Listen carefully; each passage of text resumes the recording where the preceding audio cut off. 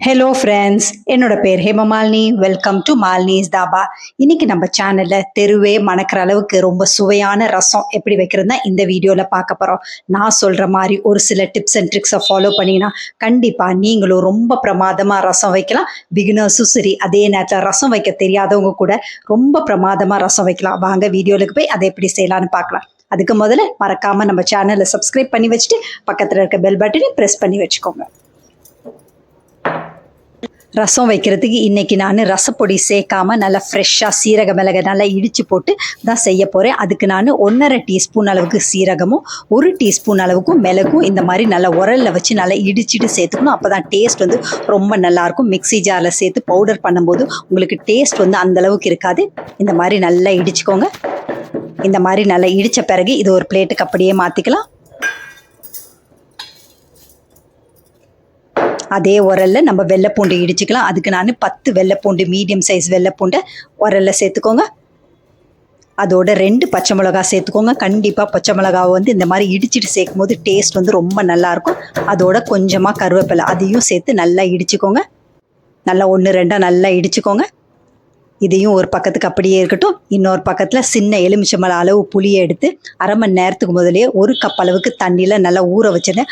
அதை வந்து நல்லா கரைச்சிக்கலாம். கையில் வச்சு நல்லா இந்த மாதிரி நல்லா கரைச்சி விட்டுக்கோங்க. கரைச்சி விட்டுட்டு இந்த மாதிரி சக்கையெல்லாம் நல்லா புளிஞ்சு எடுத்துக்கோங்க. 1.5 மீடியம் சைஸ் தக்காளி, நல்லா பழுத்த தக்காளியாக சேர்த்துக்கோங்க. அப்போ தான் உங்களுக்கு கரைச்சி விடும்போது நல்லா சாறு வந்து நல்லா இறங்கும். 1.5 தக்காளி எடுத்து நல்லா இந்த மாதிரி பொடியாக நறுக்கிட்டு சேர்த்துக்கோங்க. அதோட 1 கப் அளவுக்கு தண்ணி சேர்த்துக்கோங்க. தேவையான அளவு உப்பு, 1/4 டீஸ்பூன் அளவுக்கு மஞ்சத்தூள் எல்லாத்தையும் சேர்த்து கையை வச்சு நல்லா கரைச்சி விட்டுக்கோங்க.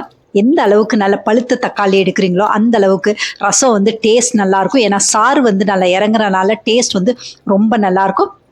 இந்த அளவுக்கு நல்லா கரைச்சி விட்ட பிறகு 1/2 கைப்பிடி அளவுக்கு கொத்தமல்லி தண்டோடு சேர்த்துக்கோங்க. இந்த மாதிரி நல்லா பிச்சு போட்டு சேர்த்துக்கோங்க. தண்டு வந்து அதிகமாக இருக்கட்டும், அப்போ தான் டேஸ்ட் வந்து நல்லாயிருக்கும். இந்த மாதிரி நல்லா கரைச்சி விடும்போது டேஸ்ட் வந்து நல்லாயிருக்கும். இந்த மாதிரி நல்லா கரைச்சி விட்டுக்கோங்க. இப்போ ரசம் தாளிக்க ஆரம்பிச்சிடலாம். ரசம் தாளிக்க மண் சட்டி தான் அடுப்பில் வச்சுருக்கேன். இதில் 1 குழிக்கரண்டி அளவுக்கு நெய் சேர்த்துக்கோங்க. நல்லெண்ணெய் அப்படி இல்லைன்னா வெஜிடபிள் ஆயில் சேர்க்கறத விட நெய்யில் நீங்கள் ரசம் தாளிக்கும் போது நல்ல மணமாகவும் இருக்கும், டேஸ்ட்டும் ரொம்ப நல்லாயிருக்கும். இதில் 1/2 டீஸ்பூன் அளவுக்கு கடுகு, 2 காஞ்ச மிளகா நல்லா கிள்ளி போட்டு சேர்த்துக்கோங்க. அதோட கருவேப்பிலை இதையும் நல்லா கிள்ளி போட்டு சேர்த்துக்கோங்க. இதெல்லாம் நல்லா பொரியட்டும். இந்த அளவுக்கு நல்லா பொரிஞ்சோடனே வெள்ளைப்பூண்டு, பச்சை மிளகா, கருவேப்பிலை இடித்து வச்சுருக்கிறத சேர்த்துக்கலாம். அதையும் சேர்த்து 1 நிமிஷம் கைவிடாமல் நல்லா இந்த மாதிரி நல்லா வறுத்துக்கோங்க. வெள்ளைப்பூண்டு, பச்சை மிளகா, கருவேப்பிலையான நெய்லியே நல்லா வதங்கி வரட்டும். எந்த அளவுக்கு நல்லா வதக்கி விட்டுறீங்களோ அந்த அளவுக்கு டேஸ்ட்டும் மனமும் ரொம்ப பிரமாதமாக இருக்கும். இதில் இடித்து வச்சுருக்க சீரக மிளகை சேர்த்துக்கலாம். அதையும் சேர்த்து நல்லா வதக்கி விட்டுக்கோங்க.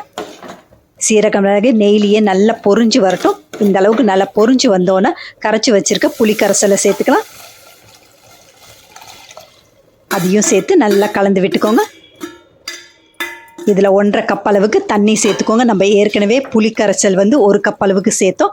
மறுபடியும் 1 கப் அளவுக்கு சேர்த்துருக்கோம். இப்போ வந்து 1.5 கப் அளவுக்கு தண்ணி சேர்த்துக்கோங்க. எல்லாம் சேர்த்து 3.5 கப் அளவுக்கு தண்ணி சேர்த்துருக்கோம். 1/2 டீஸ்பூனுக்கும் கொஞ்சம் குறைவா பெருங்காயத்தூள் சேர்த்துக்கோங்க. உப்பு இப்போ செக் பண்ணிக்கோங்க. தேவையான அளவு உப்பு இப்போ சேர்த்துக்கோங்க. உப்பையும் சேர்த்து நல்லா கலந்து விட்டுக்கோங்க. இந்த அளவுக்கு நல்லா கலந்து விட்ட பிறகு லோ ஃப்ளேமில் 10லேருந்து 12 நிமிஷம் நல்லா கொதித்து வரட்டும். ரசம் வந்து அங்கங்கே நல்லா நுரைச்சி வந்து அங்கங்கே ஒரு சில இடங்களில் நல்லா இந்த மாதிரி நல்லா கொதித்து வரணும். இந்த மாதிரி வந்தோடனே அடுப்பு ஆஃப் பண்ணிடும். அதிக நேரம் அதே நேரத்தில் ஹை ஃப்ளேமில், மீடியம் ஃப்ளேமில் ரசம் கொதிச்சுன்னா கண்டிப்பாக டேஸ்ட் வந்து மாறும். லோ ஃப்ளேமில் கொதிச்சாதான் உங்களுக்கு டேஸ்ட் வந்து நல்லா இருக்கும்.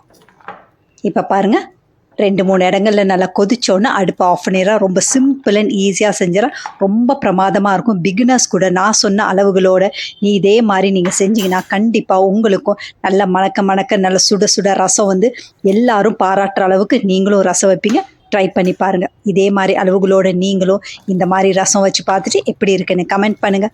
பிடிச்சிருந்தா இந்த ரெசிபி உங்கள் ஃபேமிலி ஃப்ரெண்ட்ஸோட ஷேர் பண்ணுங்கள், லைக் பண்ணுங்கள், சேவ் பண்ணி வச்சுக்கோங்க. இந்த மாதிரி ரசம் ரெசிபீஸ் வேணும்னாலும் மறக்காமல் நம்ம சேனலை சப்ஸ்கிரைப் பண்ணி வச்சுக்கோங்க. தேங்க்ஸ் ஃபார் வாட்சிங் ஃப்ரெண்ட்ஸ்.